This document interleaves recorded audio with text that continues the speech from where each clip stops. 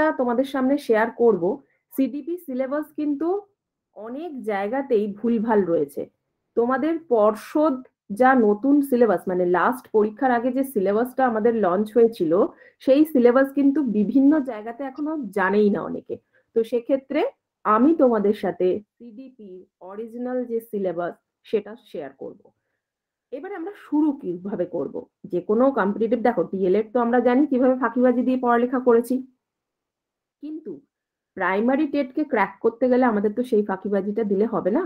সেক্ষেত্রে আমরা কিভাবে শুরু করব, ঠিক আছে?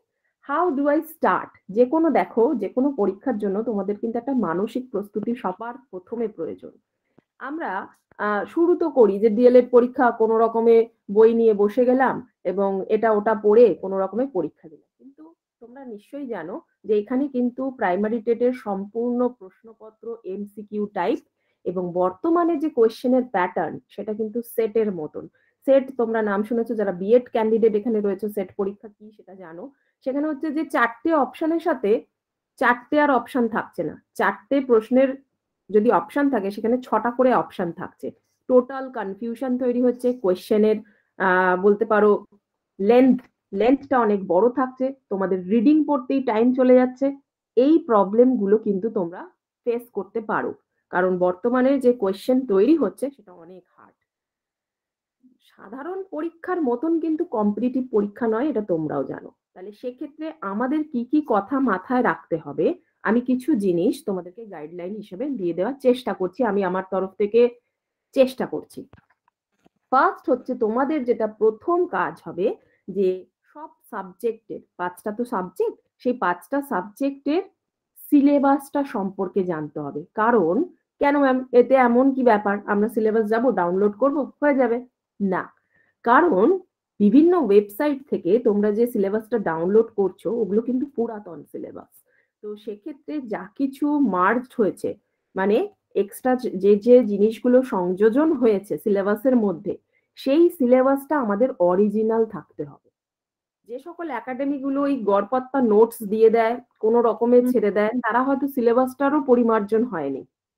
তোমরা যারা সিরিয়াস স্টুডেন্ট বা যারা অনেকেই নতুন ভাবে শুরু করছো, তাদের উদ্দেশ্যে আমি বলবো, ফার্স্ট কাজ হচ্ছে তোমাদের আপ টু ডেট সিলেবাস নামানো। অর্থাৎ প্রত্যেকটা সাবজেক্টের কোথায় সংযোজন হয়েছে সিলেবাসে, এটা তোমার জানা দরকার। তুমি ডাউনলোড তো করে নিলে, প্রিন্ট আউটও করে নিলে, কিন্তু তুমি নিজেই জানো না যে কোন টপিকটা তোমার অ্যাড হয়েছে, কোন টপিকটা তোমার বাদ হয়েছে। এটা ফার্স্ট জানতে হবে, ঠিক আছে? Is it clear? নেক্সট হচ্ছে বিষয়বস্তু সম্পর্কে সঠিক ধারণা। এবার বলবে যে ম্যাম, কন্টেন্ট অ্যানালাইসিসটা অ্যাকচুয়ালি কি, আমি একটু তোমাদেরকে সহজভাবে বোঝাচ্ছি। যখনই কোনো কন্টেন্ট তুমি অ্যানালাইজ করবে, ধরে নাও আমি একটা বলছি পিঁয়াজের তত্ত্ব, পিঁয়াজের তত্ত্বকে যখনই তুমি বুঝবে, তোমার এখানে 4টে কাজ। ফার্স্ট কাজ হচ্ছে যে নোটসটা তুমি পাচ্ছ সেটা আপ টু ডেট কিনা, ঠিক আছে? বিভিন্ন জায়গায় কি হয় সেটা হচ্ছে যে, দেখো তোমরাও জানো যে বিভিন্ন জায়গাতে যে নোটস বা মেটেরিয়াল পাওয়া যায় সেগুলো পরিমার্জন হয় না, মানে আপ টু ডেট হয় না, যা থাকে তাই, ঠিক আছে? বছরের পর বছর ওই দিয়েই চলে আসছে। কিন্তু এইটা করলে কিন্তু তোমরা এবারে প্রাইমারি টেট পাস করতে পারবে না। তার কারণ হচ্ছে তোমাদের যেটা দরকার সেটা হচ্ছে কি, যে নিজের নোটটাকে আরো বেশি উন্নত করতে পারে হতে হবে তোমাকে। কারণ কি, যে বিভিন্ন বইয়েতে বিভিন্ন রকমের নোটস রয়েছে, তোমাকে দেখতে হবে যে সেই পেঁয়াজের তত্ত্বতে তোমার কন্টেন্ট কতটা স্ট্রং, ঠিক আছে? দ্বিতীয় হচ্ছে এমসিকিউ। অনেক স্টুডেন্ট এখানে আছে যে বেশি ফাঁকিবাজ আর কি, হ্যাঁ, তারা কি করে, তারা ভাবে যে এমসিকিউ প্র্যাকটিস করলেই হয়ে যাবে। একদমই ভুল। এমসিকিউ হচ্ছে শুধুমাত্র একটা প্যাটার্ন যেটাকে তুমি ফলো আপ করছো। এমসিকিউ কখনোই কিন্তু কম্পিটিটিভ এক্সামের জন্য পড়ে চলে, যদি মনে করো যে পড়ে চলে গেলে হয়ে যাবে, সম্পূর্ণ ভুল। কন্টেন্ট যতক্ষণ না পরিষ্কার থাকবে, এমসিকিউ যতই প্র্যাকটিস করো না কেন, সেই ডাউট কিন্তু থেকেই যাবে। তাই কন্টেন্ট অ্যানালাইসিসের সাথে সাথে তোমাদের নেক্সট কাজ কি, যে এমসিকিউ যে রেডি করছো সেই এমসিকিউ জাস্ট মক টেস্ট দিলে ঠিক আছে। থার্ড কাজ কি, ওয়ান লাইনার। পিঁয়াজের তত্ত্বের থেকে বিগত বছরের যা যা এসেছে সেটা একটা ওয়ান লাইনার রেডি করা। অনেকেই ভাবছে ম্যাম এত খাটতে হবে। ইয়েস, এত খাটতে হবে। তবে হ্যাঁ, আমরা যেটা করে থাকি আমাদের একাডেমির তরফ থেকে বিভিন্ন ওয়ান লাইনার বলো, এমসিকিউ বলো, নোট আমি সব দেখাবো। চিন্তার কিছু নেই, আমি একটার পর একটা সবকিছু দেখাবো। যেহেতু আজকে তোমাদের সাথে আমার ফার্স্ট ক্লাস, তাই আমি চেষ্টা করছি যতটা তোমাদেরকে বুঝিয়ে বলানো যায় যে কিভাবে কি করবে না করবে। তো সেক্ষেত্রে সেই ওয়ান লাইনার গুলোকে কিন্তু রেডি করতে হবে। যদি তোমরা নিজেরা করো, আর যদি এখানে থাকো তো আমাদের এখান থেকেই তোমাদেরকে দেয়া হবে, তো সেটা নিয়ে কোনো ডাউট নেই। 4 নম্বর হচ্ছে ইনস্ট্যান্ট টেস্ট। ইনস্ট্যান্ট টেস্টটা কি, যে ধরো আমি পিয়াজে আজকে পড়ালাম, সেই পিয়াজে পড়ানোর পর তোমাকে কিন্তু পরীক্ষা দিতে হবে সেই দিনই। অর্থাৎ আজকে ক্লাস শেষ হলো, তোমাদের গ্রুপে লিংক যাবে, সেই লিংকে ঢুকে তোমরা কতটা বুঝতে পেরেছো সেটার উপর পরীক্ষা দিলে। ঠিক আছে, তাহলে কি হলো যে তোমার কাছে কনসেপ্টটা কতটা ক্লিয়ার হলো সেটা সেই দিনই তুমি বুঝতে পারলে। এবার যদি মনে হলো যে 10-এ আমি ম্যাম 2 পেয়েছি, একদমই নয়, তার মানে তোমাকে আরো সেই টপিকটার উপর চর্চা করতে হবে, আরো মক টেস্ট দিতে হবে। ঠিক আছে, নেক্সট একটা জায়গায় চলে যাচ্ছি, যে প্ল্যান। দেখো কোনো কিছুই তো প্ল্যান ছাড়া হয় না। যদি তুমি ঘুরতেও যাও, তোমাকে সবকিছু প্ল্যান ওয়াইজ, ব্যাগ গোছানো থেকে শুরু করে খাবার থেকে শুরু করে সবকিছুই করতে হবে। কম্পিটিটিভ ক্ষেত্রেও this is not only for primary TET, for all the competitive exam you have to take plans. Means তুমি কতক্ষণ, আমি দেবো বাবা, সব দিয়ে দেবো তোমাদেরকে, ডোন্ট ওয়ারি। আমি তোমাদের যারা মেসেজ করছো, দেখো আমি তো পড়াচ্ছি, এই মুহূর্তে আমি মেসেজ দেখতে গেলে আমি তোমাদের হয়তো রেসপন্স করতে পারবো না, আমি একটু পড়িয়ে নেই। ম্যাম ম্যাম ম্যাম আপনার নামটা কি ম্যাম? এটা জানা হয়নি, এটা জানালে ভালো হতো প্লিজ। আমার নাম দময়ন্তী পাল, আমার কলেজের নাম জেসি এডু কলেজ, এটা বাগনানে। আমি পরে আমার ডিটেলস দেই ভাই, চলো। ওকে ম্যাম, ওকে।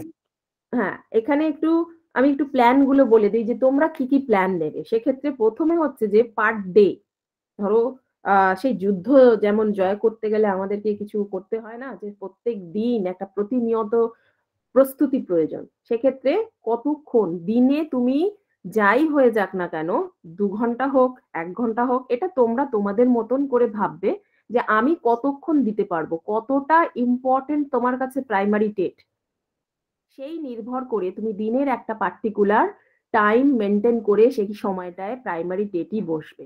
আর তখন তো বসলে আবার হোয়াটসঅ্যাপ চেক করতে হবে, নিজের ইনস্টা চেক করতে হবে, সেসব করলে হবে না। ওই 2 ঘন্টা কিন্তু শুধুই প্রাইমারি টেট। ক্লিয়ার? নেক্সট হচ্ছে how much material you have. That means তুমি একটা টপিক পড়ছো, পড়ার পর সেই টপিকটা অনুযায়ী তোমার কাছে কি মেটেরিয়াল আছে। মেটেরিয়াল তুমি বললে ম্যাম আমার ফোনে তো পিডিএফ আছে, না, পিডিএফ খুলতে গেলেই মনে হবে আমি একবার রিলস চেক করে নিই কে কি করেছে না করেছে, তারপর আমি পড়বো। ওই একটুখানি দেখতে গিয়েই 1 ঘন্টা চলে যায়। সবাই এগ্রি তো? Yes or no? Yes ma'am, Yes, ma'am. Yes ma'am, Yes, এটা ma'am. আমার ম্যাম Yes, ma'am. একদম ঠিক। এটা হয় আমাদের, তাই না? যে ঠিক আছে আমি ঠিক সিরিয়াসলি পড়বো, আর 2 মিনিট পর আমি Ma'am, ঠিক পড়া শুরু করবো, কিন্তু ওই 2 মিনিটই ma'am, হয়ে এক যায় মিনিট। 20 মিনিট, তাই না? Ma'am, তাই সবার থেকে ইম্পর্টেন্ট হচ্ছে যে তুমি তোমার মনকে আগে স্থির করতে হবে। দেখো ম্যামেরা তো, ma'am, স্যারেরা তো কেউ কিছু বলবে? হ্যাঁ বলছি কি ম্যাম, রেকর্ড ক্লাস পাওয়া যাবে? মানে আজকে যেটা হচ্ছে ওটা কি আমি পরে সব বলে শুনতে পারি? সব বলে দেবো, হ্যাঁ রেকর্ড ক্লাস পাওয়া যাবে, আমি একটু বলে দিই। মানে হ্যাঁ, আজকের ক্লাসটা কি পাওয়া যাবে? সব পাওয়া যাবে, সবকটা ফ্রি আচ্ছা, ক্লাস তোমরা পাবে। তো আমি বলে দেবো, সব বলে দেবো, একটু থাকো আমি বলে দিচ্ছি একে একে। ঠিক এবার আছে, হচ্ছে ঠিক রেকর্ড আছে। ক্লাসের কথা বলছি, রেকর্ড ক্লাসটা। হ্যাঁ হ্যাঁ, পাওয়া যাবে পাওয়া যাবে। মানে দেখো আজকে যেটা আপনি যে ডিসকাস করছেন ওইটা ধরুন আমি পরে একটু মানে শুনলাম, ওটা কি পারবো আজকে? হ্যাঁ গো, পাবে আচ্ছা নিশ্চয়ই। আচ্ছা, ঠিক আছে ঠিক আছে, থ্যাংক ইউ ম্যাম। দেখো আমি একটু আগে বুঝিয়ে দিচ্ছি, তারপর আমি টপিক অ্যানালাইসিস করব। মেন হচ্ছে টপিক অ্যানালাইসিস তোমাদের। আমি একটু বলি, এই ক্ষেত্রেই বলি যে এই যে মেটেরিয়াল, দেখো মেটেরিয়ালটা তো স্যার ম্যাম দেবেন, বা তুমিও বই কলেজ স্ট্রিট থেকে কিনে নিয়ে পড়তে পারো। সেক্ষেত্রে মেটেরিয়ালটা কতটা যথার্থ, তার ভ্যালিডিটি এবং রিলায়েবিলিটি, অর্থাৎ তুমি যে নোটসটা কিনছো বা পড়ছো, সেটা তোমার কতটা উন্নত মানের, এটা যাচাই করা সব থেকে আগে দরকার। ঠিক আছে, তুমি যেখানেই পড়ো না কেন, তুমি যে কোনো ব্র্যান্ডেড জায়গাতেও পড়ো বা সিএমই তেও পড়ো বা যে কোনো জায়গায় পড়ো, তোমার ফার্স্ট কাজ হচ্ছে সেইখানকার মেটেরিয়াল চেক করা। যে আমি আমি কিন্তু ওভারঅল সবারকে উদ্দেশ্য করে বলছি, ঠিক আছে? যে তুমি যে জায়গায় পড়ো না কেন, তোমাকে আগে দেখতে হবে যে সেই মেটেরিয়ালটা কতটা আপ টু ডেট। কারণ আমরা তো এত কিছু বুঝি না, আমরা ভাবি কোথায় একটু কমেতে হয়ে যাবে, আমি ওখানে পড়ে নেবো, আমি পাশ করে যাবো। ব্যাপার সেটা নয়। ব্যাপার কি জানো তো, ব্যাপার হচ্ছে যে প্রতিনিয়ত আপডেট হতে হয় আমাদেরকে, ফোনের মতন নিজেদেরকেও আপডেট হতে হয়। তো সেক্ষেত্রে তোমার যদি পড়াশোনা সেই পুরানো ধাঁচের থাকে, নতুন যে কোয়েশ্চেনের প্যাটার্ন তুমি ওখানে মানে কুলাতে পারবে না অ্যান্সার দিয়ে। তো তার মতন করে তোমাকে কিন্তু চিন্তা ভাবনা করে মেন্টালি প্রিপেয়ার্ড হতে হবে। নেক্সট হচ্ছে সাবজেক্ট আউটলাইন। এই সাবজেক্ট যে আউটলাইন, এটা খুব মজার জিনিস, ঠিক আছে? এটা আমরা শেখাই যে কিভাবে কোন জায়গায় আউটলাইন করবে। দেখবে যারা এই সিটেড দেয় তাদের বিভিন্ন বইতে বিভিন্ন কালার দিয়ে মার্কিং করা, বা তোমরা যদি সিবিএসসি আইসিএসসি বোর্ডের স্টুডেন্ট পড়িয়ে থাকো, সেই সকল টিচারদের যদি তুমি নোট ডাউন বা ডায়েরি নোট দেখো, সেখানে দেখবে বিভিন্ন কালার সিম্বল ইউজ করা থাকে। তার একটা কারণ আছে, কোন লাইনটা ইম্পর্টেন্ট এবং সেটা কি কালার দিয়ে তুমি মার্ক করবে, কেন গ্রিন, কেন রেড, কেন ইয়েলো, এগুলো সব তোমাদেরকে শিখতে হবে, জানতে হবে। সেটা হচ্ছে সাবজেক্ট আউটলাইন, সেটা আমি শিখিয়ে দেবো ক্লাস চলাকালীন। এবার হচ্ছে মেমোরি ট্রিক্স। তোমাদেরকে মাইন্ড ম্যাপ শিখতে হবে। মেমোরি কেউ একটু মাইক্রোফোন অন করেছে? এক্ষুনি ফোন করেছে আমাদের ভিডিও প্লিজ বন্ধ করতে আমি রিকোয়েস্ট করেছিলাম ক্লাসের পূর্বে। Thank you. কেউ ভিডিও অন করো না, দেখো তোমরা ঘর থেকে ক্লাস নিচ্ছ, এখানে অনেকজন স্টুডেন্ট তোমাদেরকে দেখতে পাচ্ছে, ঠিক আছে? তো ভিডিও অন করলে তোমরা যে পরিস্থিতিতে রয়েছো সেটা রেকর্ড হবে। আমার উদ্দেশ্য হচ্ছে এটা যে আমি চাই না যে তোমাদের সেই অপ্রীতিকর জিনিসগুলো। আমার ভিডিও অন করেছে,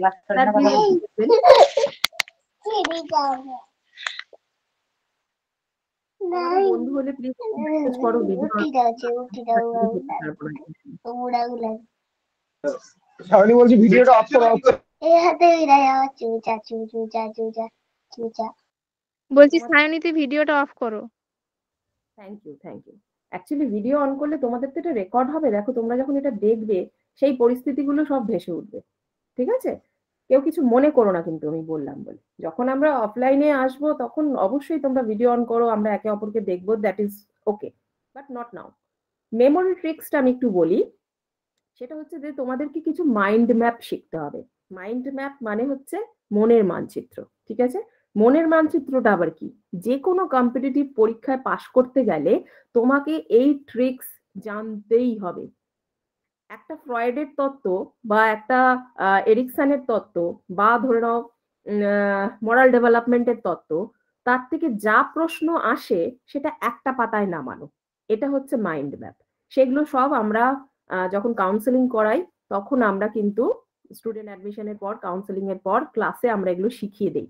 যে পরীক্ষার সময় তো নিশ্চয়ই তুমি পুরো গোটা বই নিয়ে ছুটবে না রিভিশনের জন্য, তোমার কাছে থাকবে ওই মাইন্ড ম্যাপের পাতা, অর্থাৎ একটা পাতাতেই তোমার এক একটা থিওরি থাকবে, সেটা কিভাবে সাজাতে হবে এবং সব কোয়েশ্চেন কভার আপ করে থাকবে, সেগুলো আমরা শেখাই।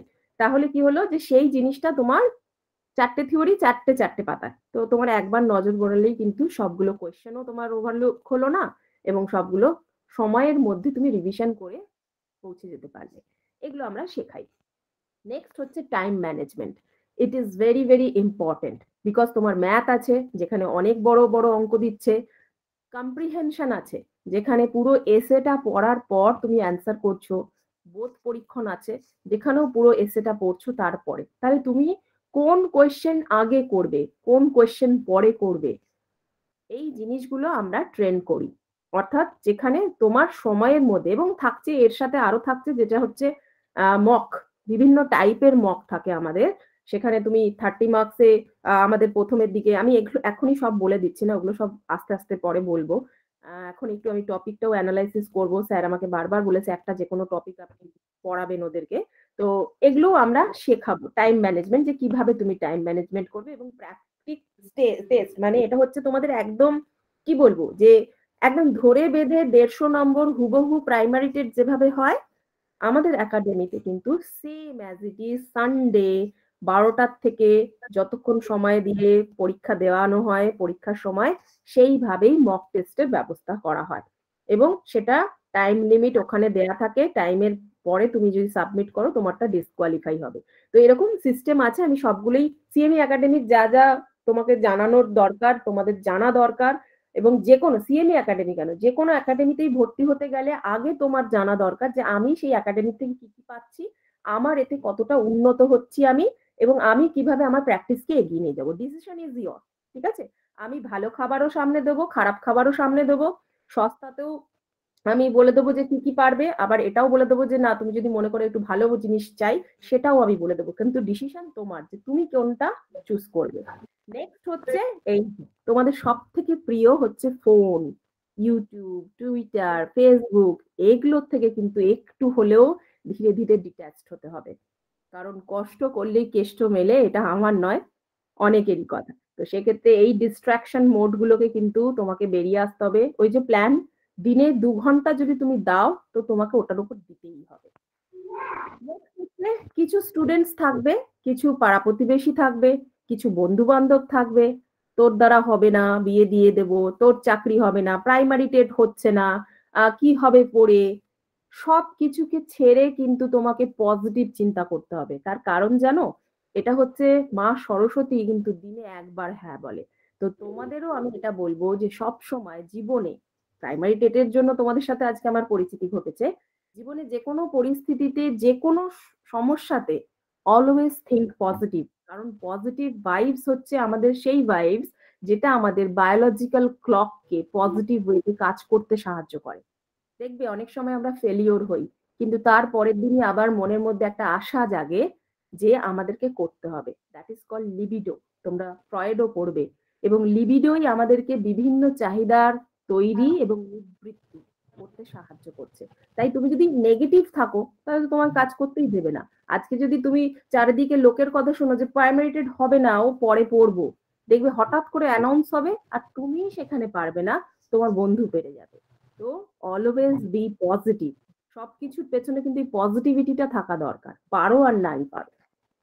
আর নিজের যে লক্ষ্য, যে কারণে তোমরা ডিএলএড করছো, দেখো বাবা মা তো অনেক কষ্ট করে আমাদেরকে পড়াশোনা শেখায়, এবং প্রত্যেকটা ডিএলএড কলেজে অনেক টাকা করেই তোমরা ভর্তি হয়েছো, যেখানে কলেজ কোনো রোল প্লেই করে না, অনেকেই সহমত হবে আমার সাথে।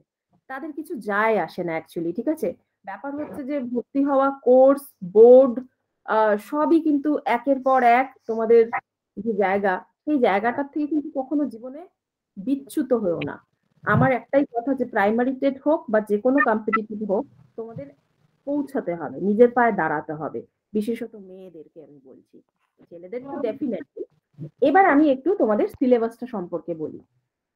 আমি ওভারঅল সব সাবজেক্ট পড়াবো না, আমি শুধু আমাদের এখানে একাডেমিতে 5 জন টিচার 5টা সাবজেক্ট পড়াবেন।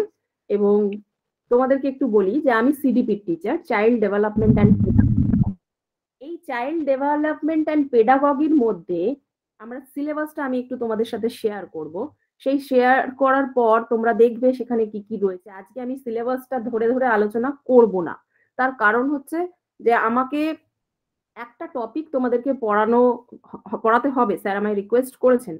সেই টপিকটা কিভাবে আমি পড়াই, কিভাবে অন্য জায়গায় পড়ানো হয়, কিভাবে তোমরা বুঝতে পারছো, সেটা হচ্ছে আমার উদ্দেশ্য।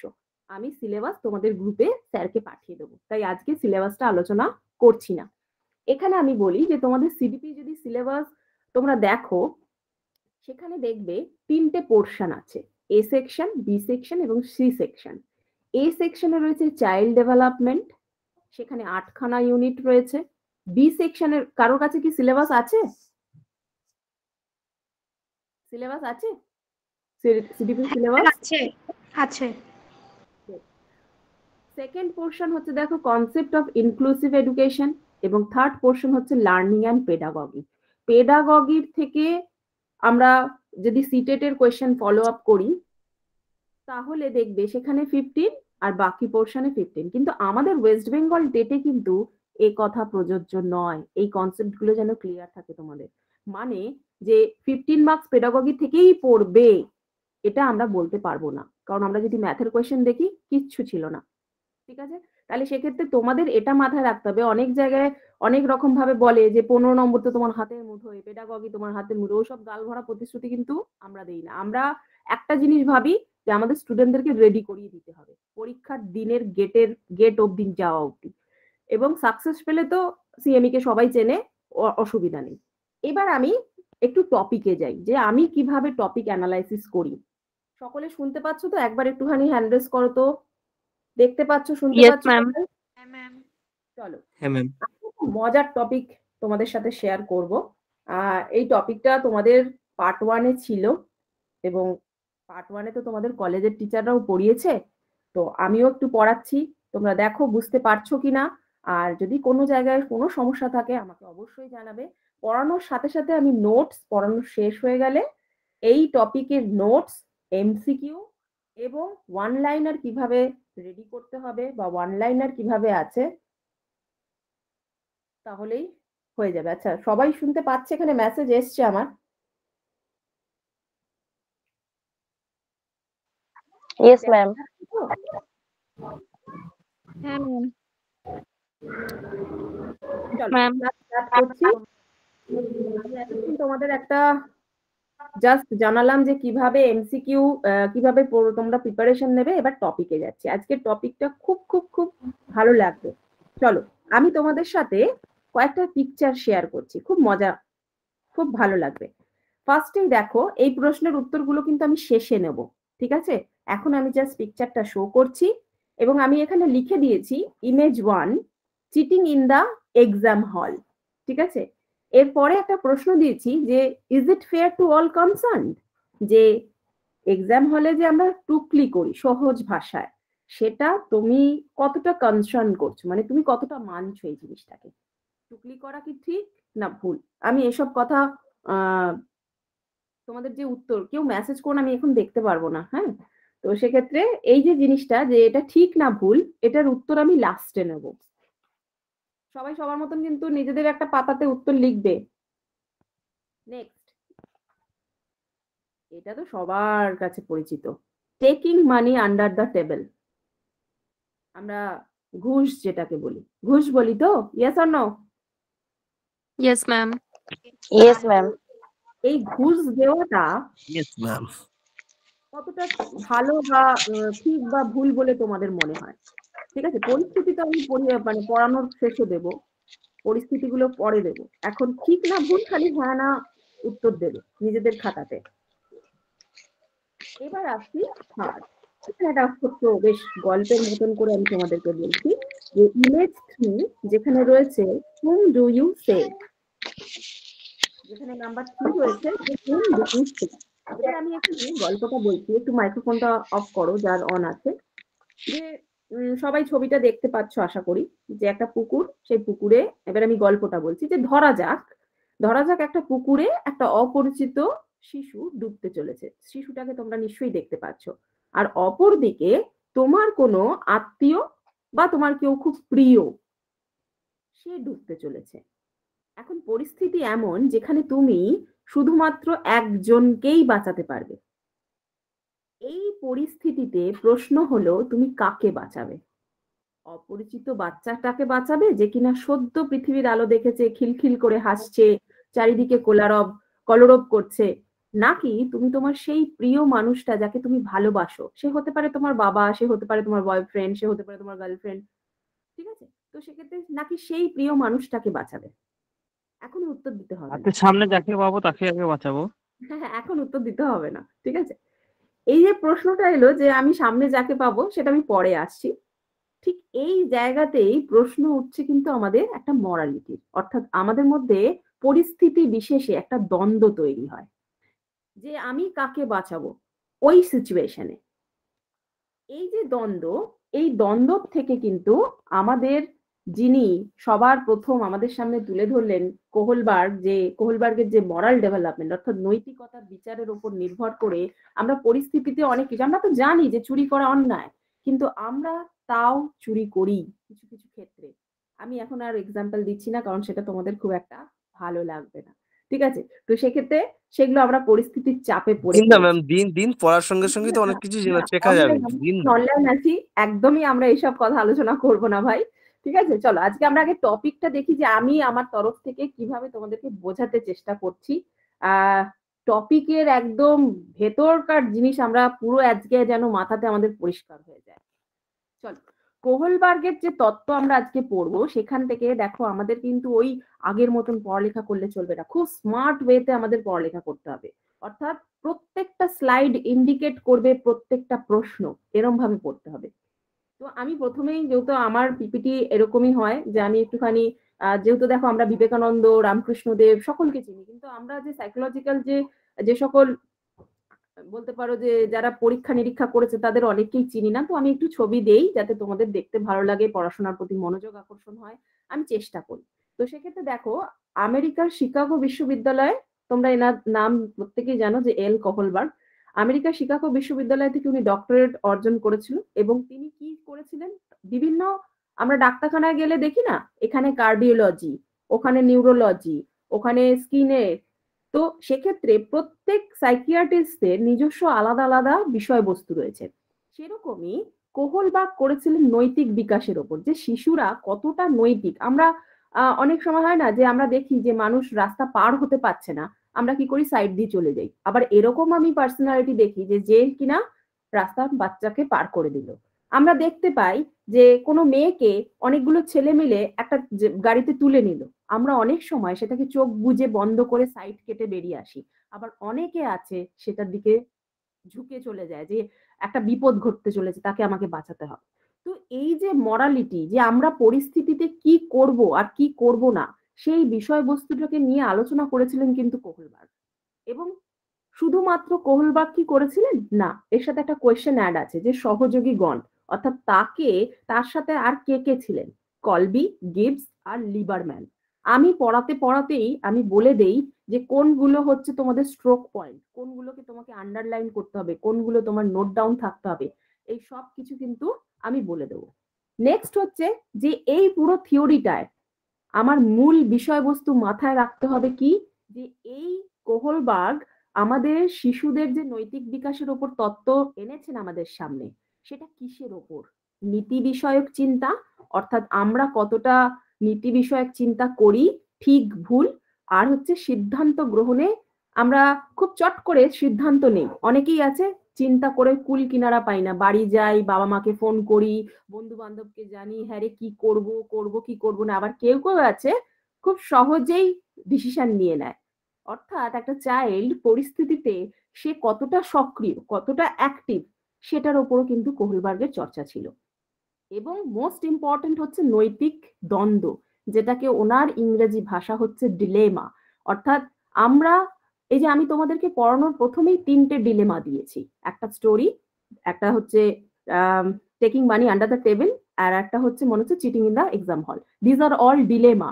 আমরা কি হই যে আমরা, কোহলবার্গ বলছে যে আমাদের এই নৈতিক বিকাশটা, ডিলেমা যত আমরা পাবো জীবনে, অর্থাৎ যত বাধা বিপত্তি আসবে, তত আমরা ভালো করে আমাদের নৈতিক ডেভেলপমেন্ট করতে পারবো।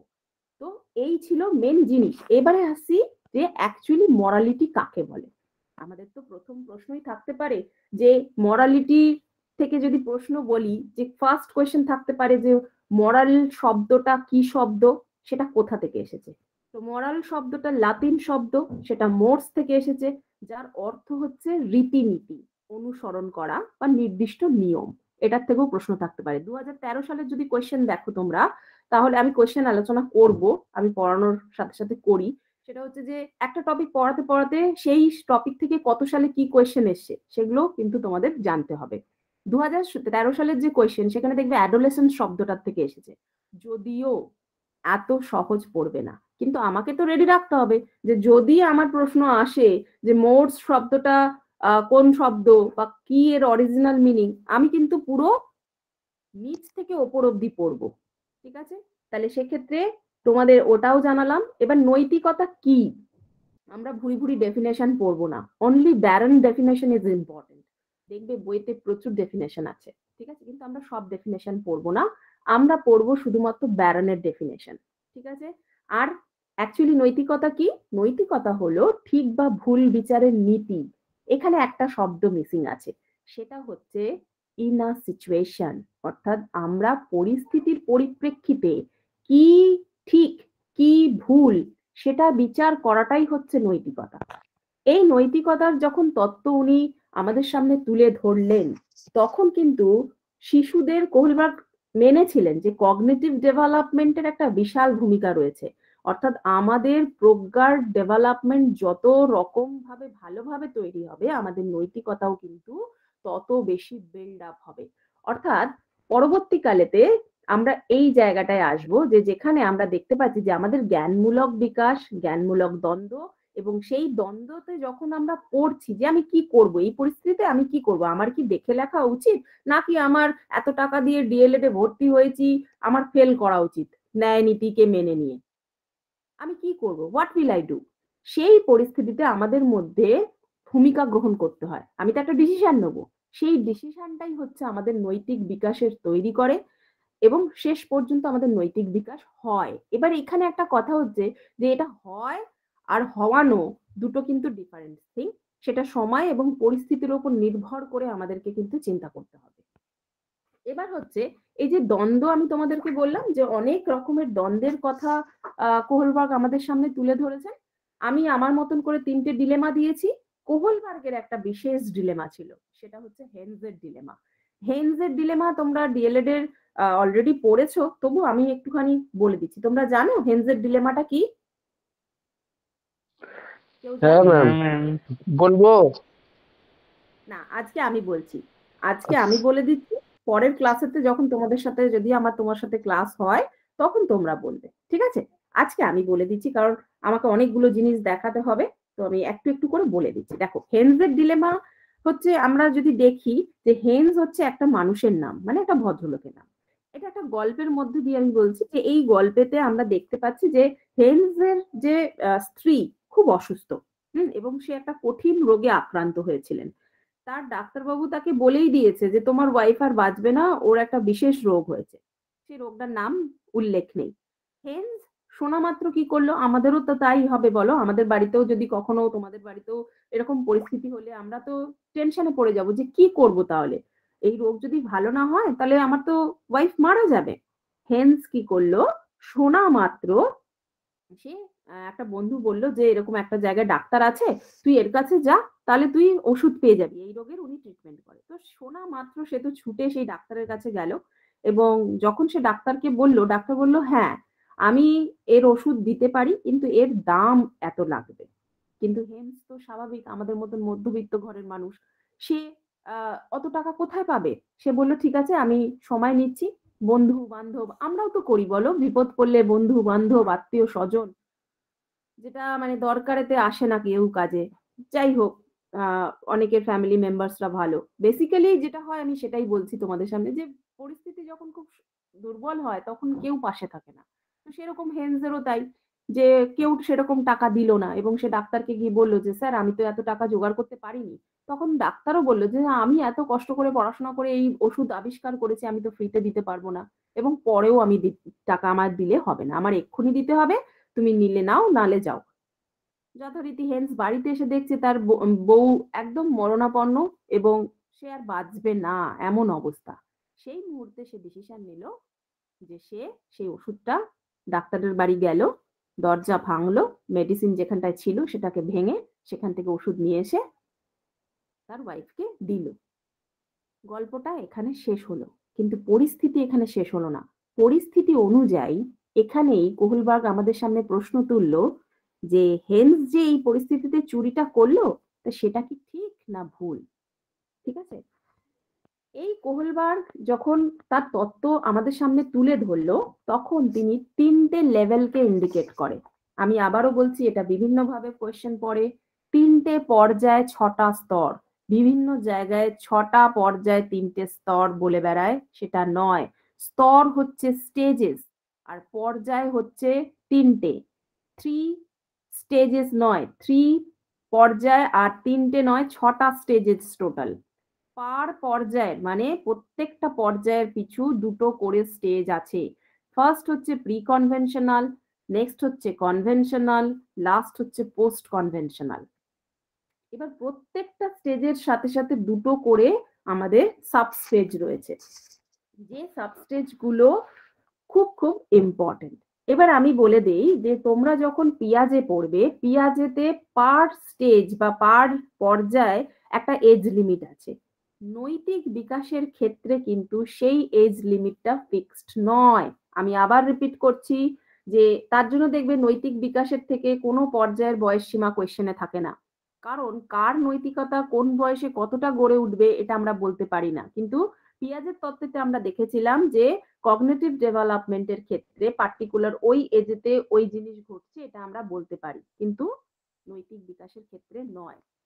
এবারে ফার্স্ট যেটা হচ্ছে যে প্রি কনভেনশনাল লেভেলস হচ্ছে 3টে। প্রাক প্রথাগত পর্যায়ে আনুমানিক আমরা একটা এখানে বয়স ধরবো, সেটা হচ্ছে 4 বছর থেকে 10 বছর, কোনো বইতে 9 বছর, সেটা ফিক্সড হতে হবে এমন কোনো ব্যাপার নেই। এই প্রি কনভেনশনাল স্টেজটা খুব মজার। এই সময় দেখতে পাচ্ছি আমি কোন বয়স আছে, 4 বছর থেকে 10 বছর। এই 4 থেকে 10 বছরের মধ্যে যে ফার্স্ট স্টেজ সেটা হচ্ছে পানিশমেন্ট অ্যান্ড ওবিডিয়েন্স ওরিয়েন্টেশন। এখানে প্রত্যেকটা স্টেজের আলাদা আলাদা কি টার্ম আছে। কি টার্ম মিনস হচ্ছে যে আলাদা টোন রয়েছে, যে টোন গুলো দিয়ে কোয়েশ্চেন আসে সেটা আমি তোমাদের সাথে অবশ্যই বলে দেবো। ফার্স্টের যে স্টেজ, আমি প্রথমেই বলি যে প্রাক প্রথাগত বা প্রি কনভেনশনাল স্টেজটার সম্পর্কে আমি একটু জানাই যে এখানে নৈতিক মানে আমাদের যে নৈতিকতার যে বিচারটা হচ্ছে সেখানে কিরকম ভাবে হচ্ছে। এখানে কিন্তু বাচ্চা এই স্তরে সমাজের কোনো নিয়ম সে কিচ্ছু জানে না। সে মনে করে কি যে এই স্তরে আমি যদি এই কাজটা করি আমাকে বাবা মারবে, আমি এটা করব না। সিম্পল, এখানে কিচ্ছু নেই। প্রথম যে শাস্তি ও বাধ্যতা নীতি, এখানে আমরা দেখতে পাই কি যে শিশু বড়দের কথা শোনে। কিসের জন্য শোনে? পানিশমেন্টকে এড়ানোর জন্য। অর্থাৎ সে জানে যে আমি যদি এই কাজটা না করি, এই নিয়মটা যদি আমি না মানি, হোমওয়ার্ক যদি আমি না করি, তাহলে আমাকে মা মারবে, তাই আমার হোমওয়ার্কটা করা দরকার। অর্থাৎ সমাজের কোনো নিয়ম নীতি কিন্তু এই স্টেজেতে কাজ করে না। দ্বিতীয় হচ্ছে পার্সোনাল রিওয়ার্ড ওরিয়েন্টেশন। এইখানে আবার ইচ্ছে মতন আচরণ, যেটাকে আমরা বলে থাকি, যে এইখানে বাচ্চা বা শিশু কি করে যে সে মনে করে যে শুধু নিজের স্বার্থটা বোঝে। এবার খুব মজার ব্যাপার হলো যে এই স্তর থেকে প্রশ্ন পড়ে। কি কি টার্মে পড়ে? Tit for tat, mutual exchange, এই টার্মস গুলো তোমাদের জানতে হবে। যে পার্সোনাল রিওয়ার্ড বা বলে দিতে পারো যে টিট ফর ট্যাট কোহলবার্গের কোন পর্যায়ের অন্তর্ভুক্ত বা কোন স্তরে আমরা দেখতে পাই। অবশ্যই এটা হচ্ছে কিন্তু তোমাদের প্রথম পর্যায়ের দ্বিতীয় স্টেজ, দ্বিতীয় স্তর, যেটার নাম হচ্ছে পার্সোনাল রিওয়ার্ড ওরিয়েন্টেশন। এটা মনে রাখবো কিভাবে?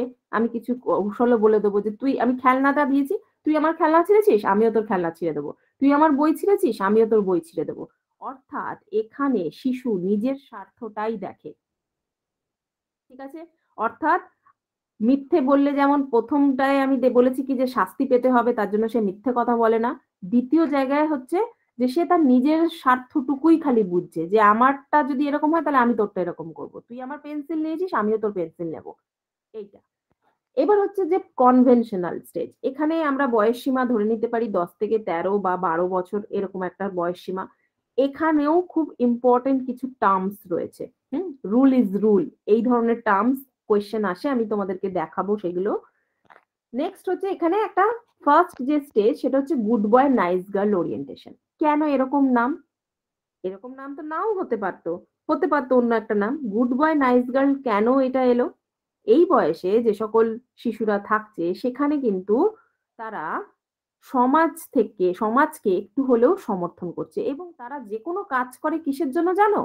অন্যরা তাকে ভালো বলবে বা খারাপ বলবে এই ভেবে। অর্থাৎ আমি যদি হোমওয়ার্কটা করে রাখি, ম্যাম আমাকে ভেরি গুড বলবে। আমি যদি এই কাজটা করে রাখি, মা আমাকে বলবে বাহ ভালো ছেলে তো। এই কথাগুলো শোনার জন্য তারা বিভিন্ন অ্যাক্টিভিটিস করে থাকে। ঠিক আছে? এখানে তোমার মা বাবা এরকম একটা প্রশ্ন দিতে পারে যে তোমার মা বাবা তোমাকে তুমি যদি ভালো রেজাল্ট করো সেই সময় তোমাকে বললো ভেরি গুড। এটা কোন স্টেজের আন্ডারে পড়ছে, কোন পর্যায়ের আন্ডারে পড়ছে? ঠিক আছে, গুড গার্ল বা গুড বয় নাইস গার্ল হলো। নেক্সট হচ্ছে ল অ্যান্ড অর্ডার ওরিয়েন্টেশন। আজকে আমি তোমাদেরকে জাস্ট কিভাবে পড়াই আমি সেটা তোমাদের সাথে শেয়ার করছি, তাই বেশি ডিটেল করছি না। সবার ভালো লাগছে তো? আমি তো একাই বকবক করে যাচ্ছি। ম্যাম দারুণ লাগছে ma'am. ম্যাম, দারুণ, very nice. Yes, ma'am. Yes, ma'am. Thank you. ঠিক আছে, আমার কোথাও ভুল ত্রুটি হলে তোমরা আমাকে ধরিয়ে দেবে। তার কারণ হচ্ছে দেখো আমি তো কন্টিনিউয়াস পড়াতে থাকছি, আমি তোমাদের সাথে আজকে বেশি কথা বলতে পারছি না, কারণ স্যার আমাকে বলেছে 1 ঘন্টার মধ্যে আপনি শেষ করবেন। পরপর ডেমো চলে তো, তাই কেউ কিছু মনে করো না। তবে তোমাদের কোয়ারি যা থাকবে আমাকে অবশ্যই জানিও, আমি আমার তরফ থেকে যতদূর সাধ্য চেষ্টা করব হেল্প করার। নেক্সট হচ্ছে ল অ্যান্ড অর্ডার। দেখো সমাজে আমরা যখন ধীরে ধীরে বড় হচ্ছি, এই 10 থেকে 13 বছর বা 12 বছর বয়স, আমাদের অনেক কিছু নিয়ম আমাদের মানতে হয়, তাই না? যেটা আমাদের পছন্দ না তবু মানতে হয়েছে। যেমন আমি যদি কোভিডের সময় বলি, কোভিডের সময় আমাদের ইচ্ছে না থাকাকালীনও কিন্তু শীতকাল হোক বা গরমকালই হোক আমাদের বাড়ি এসে আগে জামা প্যান্ট ছেড়ে হাত মুখ ভালো করে ধুয়ে, অন্যান্য বাড়িতে তো আবার স্নানও করতে হয়েছে, এরকমও আমি দেখেছি। স্নান করে ঘরে ঢুকতে হয়েছে, জামা কাপড় ধুয়ে ঢুকতে হয়েছে। Safety, for our safety, family safety. আমরা মেনেছি তো, সমাজের রুলস মেনেছি তো। তাহলে সেক্ষেত্রে এই যে ল অ্যান্ড অর্ডার, এই স্তরটাই হচ্ছে যে যেখানে শিশু কি করে, যে সমাজে যা কিছু নিয়ম নীতি সেটাকে একটু একটু করে জানতে শিখছে, যখন তখন সমর্থনও করছে এবং সেগুলো আইন মানতে হবে এগুলো শিখছে। তাই এইখান থেকে একটা কোয়েশ্চেন থাকে যে রুল ইজ রুল কোহলবার্গের কোন তত্ত্বের কোন স্টেজেতে আলোচনা করা হয়। অর্থাৎ রুল ইজ রুল মানে যা কিছুই রুল হোক না কেন আমাকে মানতে হবে, ল অ্যান্ড অর্ডার রুল। এটা বাচ্চাদের মধ্যে নৈতিকতা তৈরি হয় এই সময়। ছেলে মেয়েদের মধ্যে বেশ পুলিশকে মেনে চলা, ট্রাফিক রুলস জানা বোঝা, এই কথা সমাজে বলেছে, মা আমাকে টিচার বলেছে যে ক্লাসরুমে কথা বলা যাবে না, মুখে মাস্ক পরে বেরোতে হবে, তারা সব নিয়মই পালন করে। কিন্তু যারা ইয়াং তাদের সাথে কিন্তু এই এজটাকে মেলালে চলবে না। তারপরেই আসছে সেই ইয়াং স্টেজ, যেটা হচ্ছে পোস্ট কনভেনশনাল স্টেজ বা লেভেল, যেখানে আমরা দুটো স্টেজ আবারও এখানে পাচ্ছি, যেটাকে আমরা বাংলায় বলছি উত্তর প্রথাগত পর্যায়। এটা বেশ মজার একটা ব্যাপার। অর্থাৎ বেশ অ্যাডোলেসেন্সের সময় যেখানে আমরা মা বাবার কথা না শুনেও অনেক এমন কাজ করি, এমন অনেক মরালিটিকে ভাঙি, যেখানে হয়তো স্মোকিং আমরা বন্ধুদের সাথে করছি, ও বাবা মা জানতে পারবে না, ঠিক আছে, আমরা বয়ফ্রেন্ড গার্লফ্রেন্ড করছি, দেখা করছি। আমি কিন্তু পুরো ফ্র্যাঙ্কলি তোমাদের সাথে শেয়ার করছি, কেউ এটাকে খারাপ সেন্সে নেবে না। অর্থাৎ এই স্টেজটাকে আমরা যখন দুটো ভাগে ভাগ করছি, যে সোশ্যাল কন্ট্রাক্ট ওরিয়েন্টেশন ফার্স্ট, যদি আমি স্তরটা বলি যে পঞ্চম নীতি, সেখানে হচ্ছে যে দেখো আমরা বলতে পারো যে এই স্টেজটাতে অনেক সময় আমাদের বাউন্ডেশন যেটা থাকে, আমরা তো ছোটবেলায় ধরো প্রথমে ঘরে, তারপরে স্কুলে, তারপরে আসছে কলেজে। এই জায়গায় আমাদের কিন্তু সোশ্যাল যে কন্ট্রাক্ট অর্থাৎ আমাদের অনেকটা বাড়ে, এবং সমাজের কিছু নীতি এমনও হয়েছে যে আমরা ভাঙি, মানে ভেঙে ফেলি। হয়তো দেখা যাচ্ছে যে একটা দেখবে ইয়াং অ্যাডোলেসেন্স, তোমরা স্পেশালি এখন যদি আমি বলি যে ট্রাফিক রুল মেনে তুমি, তোমার ঘরের কারোর অ্যাক্সিডেন্ট হয়েছে, তুমি ট্রাফিক রুল মেনে তারপর তুমি হসপিটালে পৌঁছবে, তোমরা বলবে ম্যাম আমার পেশেন্ট মরছে, আপনি এরকম বলছেন। এক্স্যাক্টলি। অর্থাৎ এই অ্যাডোলেসেন্স পিরিয়ডটা হচ্ছে আমরা কাউকে মানবো না, আমরা যেটা তাদের মনে হয় দরকার পড়লে রুল ভাঙবো। অ্যাকচুয়ালি এই জিনিসটা ইন্ডিভিজুয়াল রাইটস, এখানে যে টার্মস গুলো থেকে কোয়েশ্চেন আসে আমি সেটা বলে দিচ্ছি যে ইন্ডিভিজুয়াল রাইট আমরা কোন স্তরে দেখতে পারি মরাল ডেভেলপমেন্টে কোহলবার্গে। তো সেক্ষেত্রে এই জিনিসগুলো আমরা এখানে পারি যে যদি যেতে হয় আমি রুল ভেঙে যাব। আমরা দেখি তো যে এই অ্যাডোলেসেন্স পিরিয়ডে বাবা মার কিন্তু মত নেই বিয়েতে, কিন্তু দেখতে পাই তো আমরা যে ছেলেমেয়েরা পালিয়ে গিয়ে বিয়ে করে নিচ্ছে। দ্যাট মিনস কি, তার মনে হয়েছে যে এই রুলটা ঠিক নয়, হতে পারে অন্য কাস্টের, তো নো ইস্যু ইট ইজ, এটা কোনো ব্যাপার না, তারা এই কাজ করছে। আবার এই রুলের ঠিক পরবর্তী যেটা, সেটা হচ্ছে সব থেকে পাওয়ারফুল, যেটাকে আমরা বলে থাকি ইউনিভার্সাল এথিক্যাল প্রিন্সিপাল ওরিয়েন্টেশন। এই ইউনিভার্সালে আবার কি সবাই পৌঁছাতে পারে না। অর্থাৎ এই জায়গাটায় কিন্তু আমাদের বিবেক খুব কাজ করে, যখন আমরা আরো একটু ম্যাচিওর, তখন আমাদের কিন্তু এখানে সবকিছু আমরা ওই রকম একটা ব্যাপার থাকে না যে দূর মানবো না করবো না, এটা নয়। আমাদের ঠিক এই জায়গাটা কিরকম আসে যে সমাজের আইন নীতি তো রয়েছে, এই জায়গাতে আমরা যদি সমাজের কথা ভেবে কিছু ভাবি যে হ্যাঁ ঠিকই তো, নিয়ম তো আমাদের মানা উচিত, এই জায়গায় সকলের কল্যাণ যাতে হবে সেই রকম আচরণ করি। এইটাকে কিন্তু আর একটা নামেও প্রশ্ন থাকে যে সর্বজনীন নীতি। সর্বজনীন নীতি, দ্যাট মিনস কোহলবার্গ বলছেন যে এইখানে আবার সকলে পৌঁছাতে পারে না, কারণ এর জন্য প্রয়োজন আমাদের উন্নত মানের বিমূর্ত চিন্তন। দেখবে কোনো কোনো বাড়িতে যারা বয়োজ্যেষ্ঠ রয়েছে তারা কোনো মতেই কোনো দিনই অন্যায়কে প্রশ্রয় দেয়নি, ঠিক আছে, এরকম খুব কড়া, আমরা বলি ও তো মানবে না কিছুতেই, এরকম একটা বলি টার্ম, ও দিদা কিছুতেই মানবে না, ও বাবাকে রাজি করানো যাবে না, সবাই রাজি হয়ে গেল বাবা রাজি হবে না। তো কেন এটা আমাদের কেন মনে হয়েছে, তার কারণ হচ্ছে তার যে নৈতিকতা, তার যে আদর্শ, সেই আদর্শকে ভেঙে ফেলার মতন ক্ষমতা আমাদের নেই, যত কঠিন পরিস্থিতি আসুক। আমরা বিভিন্ন সিনেমাতেও দেখেছি যে বাবাকে রাজি করানো যাচ্ছে না কিন্তু সবাই রাজি। এইটা হচ্ছে সেই জায়গা যে যেখানে সর্বজনীন নীতি আমরা বলছি, যেখানে মানুষ কি হয় যে সমাজের কথা ভেবে বলছে। যেমন আমি তোমাদের সাব্বির স্যারের কথাই একটু বলি, যে স্যার আমাকে বলেছে যে আমাদের সাথে যখন কন্ট্যাক্ট করেছে, আমাদের যখন ডেমো হয়ে গেছে, স্যার তোমাদের গ্রুপের লিংক দিতে ভুলে গেছেন, maybe sir out of station ছিলেন, তো আমরা পাঠিয়ে দিয়েছিলাম। তো স্যার আমাদের কাছে অনুরোধ করেছে যে না, অন্ততপক্ষে একটা করে ফ্রি ক্লাস তো আপনারা দিন, আমার বাচ্চারা দেখুক, ওরা এমনি ডিএলএড নাকি ফাঁকিবাজি করে পরীক্ষা দিয়েছে, কিন্তু ওদের তো আলটিমেট তো ফাঁকিবাজি দিলে হবে না। তো সেক্ষেত্রে আমরা আমাদের তরফ থেকে, আমাদের একটা এনজিও থ্রু এটা অর্গানাইজেশনটা চলে, তো সেক্ষেত্রে আমরা চেষ্টা করি বেস্ট থেকে বেস্ট স্টুডেন্টদেরকে দেওয়ার, ঠিক আছে? তো সেক্ষেত্রে এই যে জায়গাটায়, এই জায়গার থেকে অনেক কোয়েশ্চেন আসে। কেন কোয়েশ্চেন আসে সেটা আমি তোমাদের সামনে এখন রাখছি। এখানে কিন্তু শেষ নয়, 6টা স্টেজ আলোচনা হয়ে গেছে মানে কিন্তু এখানে শেষ নয়, এটাই মজার। কোহলবার্গ যখন এই তত্ত্বগুলো আলোচনা করে ফেললেন, তখন প্রত্যেকটা স্টেজ আলোচনা করার পর এই যে 6 নম্বর যে স্টেজ, যেখানে আমরা সর্বজনীন নীতি বললাম, যেখানে আমরা বললাম বিমূর্ত চিন্তন, 1984 সেই সময় কোহলবার্গ মনে করলেন যে আমাদের দুটো দিক রয়েছে চিন্তনের। নৈতিক বিকাশের ক্ষেত্রে আমরা নৈতিক বিকাশকে দুটো ভাগে ভাগ করলো, একটা এ টাইপ, একটা বি টাইপ। এবার এ টাইপ ব্যক্তিত্ব মানে একটা এ টাইপের ক্যাটাগরির মানুষ, একটা বি টাইপ। এবার এ টাইপ কারা? এ টাইপের ব্যক্তির নীতিবোধের ওপর আবেগের বেশি ভূমিকা থাকে, আর বি টাইপের হচ্ছে জ্ঞান আর প্রজ্ঞা।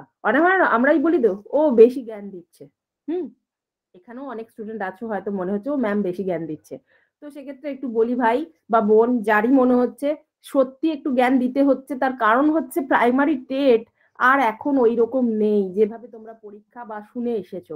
খুব কঠিন সেট ক্যাটাগরির কোয়েশ্চেন। তো আমাকে যেটা চেষ্টা করতে হবে, আমার শিক্ষার্থীদেরকে সিডিপিতে 30 আউট অফ 30 আমি বলবো না, অন্তত পক্ষে 26 এর ওপরে আমাকে স্কোর করাতে হয়। তাই আমি চেষ্টা করি আমার পড়াশোনার জায়গাটা থেকে আমার স্টুডেন্ট যাতে কোনোভাবেই না হেরে যায়।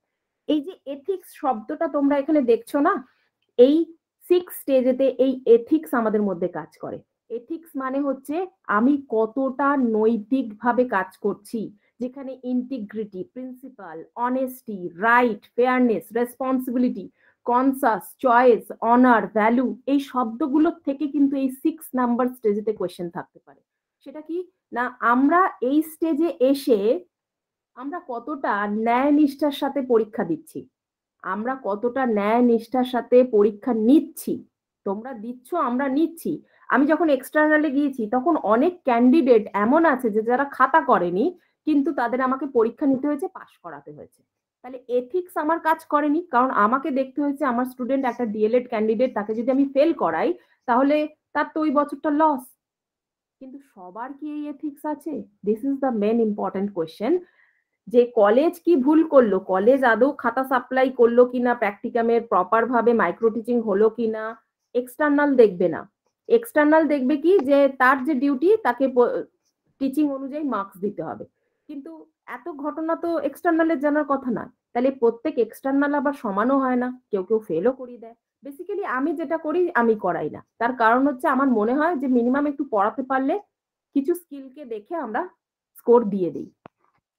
এবারে দেখো একটা খুব মজার ছবি তোমাদের সামনে রেখেছি, সেখানে মাদার টেরেসাকে দেখতে পাচ্ছ, নম চমস্কিকে দেখতে পাচ্ছ, মহাত্মা গান্ধীকে দেখতে পাচ্ছ, স্টিফেন হকিন্সকে দেখতে পাচ্ছ। এখানে আমি একটা কোয়েশ্চেন তোমাদের জন্য রেখেছি, সেটা হচ্ছে do you think this people can be criminals? অর্থাৎ এনারা কি ক্রিমিনালস হতে পারতো না? কেনই বা সায়েন্টিস্ট হলেন, কেনই বা দেশপ্রেমী হলেন, কেনই বা কুষ্ঠরোগীদের সেবা করলেন, কেন, ওয়াই? ক্রিমিনালসও তো হতে পারতো। That is the main thing.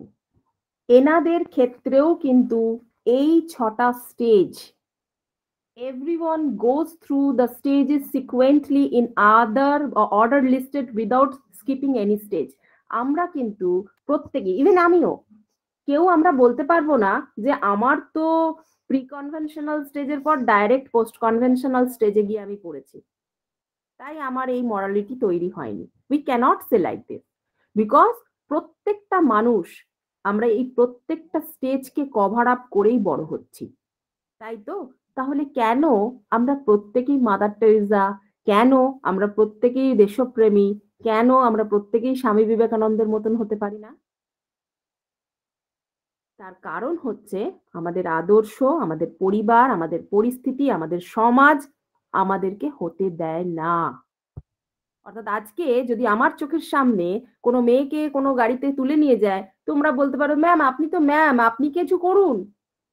But আমাকেও ভাবতে হবে যে যে সিচুয়েশনটা যাচ্ছে সেই সিচুয়েশন অনুযায়ী আমাদের কি শেখানো হয় ছোটবেলা থেকে, মায়েরা কি শিখিয়ে দেয় মেয়েদেরকে, ওইসব ঝামেলায় যাবে না। Is it or not? Yes or no? Yes, ma'am. তো আমাদের কিছু করার উপর মানে থাকলেও আমরা করতে পারি না, এটা হচ্ছে সিচুয়েশন। ঠিক আছে? তার জন্য কি হচ্ছে, এই যে আমি বর্তমান পরিস্থিতি অনুযায়ী বলছি যে আমরা যে পরিস্থিতির মধ্যে রয়েছি খুবই খারাপ। আমাদের পরিবেশ, আমাদের সমাজ, আমরা নিজেরা নিজেদেরকে শেষ করে ফেলছি। আমাদের মরালিটি কোথাও না কোথাও আমরা ধ্বংস করে ফেলছি। তার জন্যই কিন্তু আমাদের সমাজও পরিবর্তন হচ্ছে না।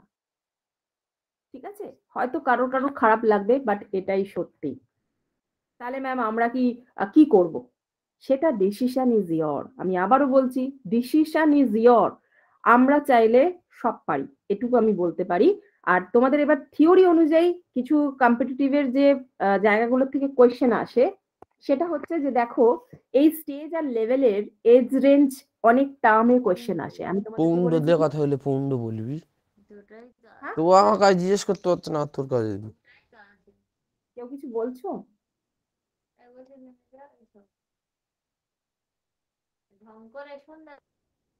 দেখো লেভেল আর স্টেজ অনুযায়ী আমি কি বলেছি, কোহলবার্গের কোনো এজ লিমিট থাকবে না, কিন্তু সেখানে বুদ্ধি করে পর্ষদ কি করতে পারে, কোন এজের আন্ডারে পড়ছে সেই বয়স সীমাটাকে কি নামে ডাকা হয় সেটা তো তারা দিতেই পারে।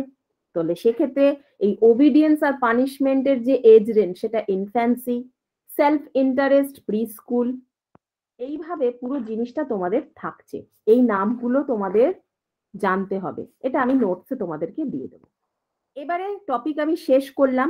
এইবার টপিক শেষ করার পর তোমাদের আমি একটু দেখাবো যে আমাদের MCQ, instant test, mock test এবং ওয়ান লাইনার কিভাবে কি থাকছে। আর এখানে কিছু কোয়েশ্চেন আছে, এটা তোমরা আমার সাথে যদি চাও দিতে পারো এখন উত্তর। যদি আমি বলি যে কোহলবার্গের যে নৈতিক বিকাশের ক্রমপর্যায় সেটা কিরকম, একটু আমাকে বলো। এগুলো খুব সহজ রেখেছি, কোনটা হবে? এর দাগে অ্যান্সার হবে। প্রাক প্রথাগত এ দাও।